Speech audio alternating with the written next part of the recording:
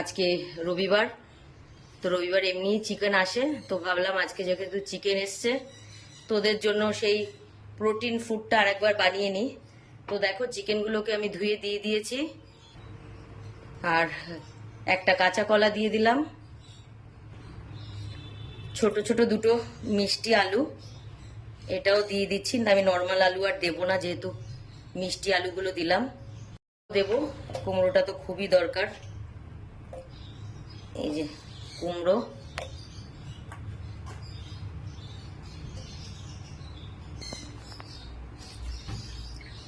আর অল্প গাজর আছে, গাজরগুলো দিয়ে দিচ্ছি।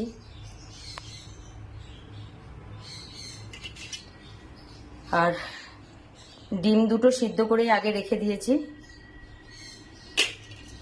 আর এগুলো সব একসাথে আমি সিদ্ধ করব।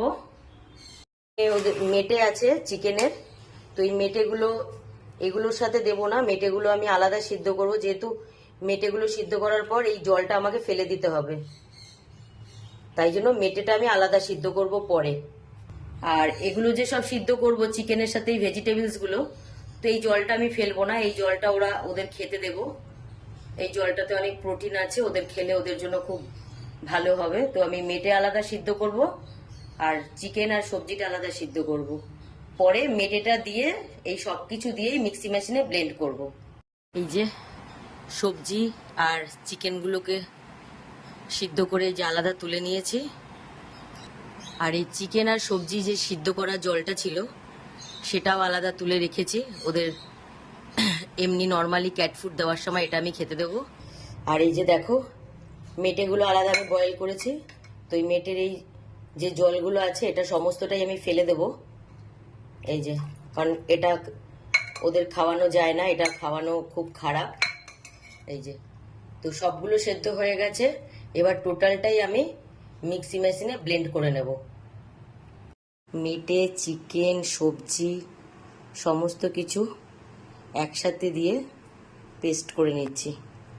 টোটালটা ভালো করে পেস্ট করে নিয়েছি, আর আমি আমার বাচ্চাদের দিয়েও দিয়েছি, তারা কিন্তু মজা করেই খাচ্ছে। দেখো এই যে,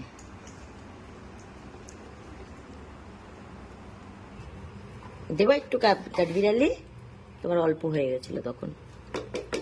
খাও খাও, এই দেখো ঠান্ডা হয়ে গেছিল, তা আমি একদম ঠান্ডা দিচ্ছি না, আমি হালকা একটু গরম করে নিয়েছি। কারণ একদম যদি ঠান্ডা মানে দেবো তাহলে মানে সবজির ফ্লেভারটাই আসবে, তখন ওরা খাবে না। তো একটু গরম করে নিয়েছি। চিকেন মেটে ডিম সব কিছুর গরম করার পর ফ্লেভারটা আসে, আর ঠান্ডা হয়ে গেলে শুধু সবজির ফ্লেভারটাই আসতো। এই যে, তো আজকে রাতে এটাই সবার খাবার, প্রত্যেককে এটাই দিয়ে দেবো এখন। তো আমার ভিডিওগুলো যদি তোমাদের ভালো লেগে থাকে প্লিজ লাইক কমেন্ট শেয়ার করো, প্লিজ আমার চ্যানেলটাকে সাবস্ক্রাইব করে দিও। আর ভিডিওটা দেখার জন্য সবাইকে অনেক অনেক ধন্যবাদ। সবাইকে শুভরাত্রি।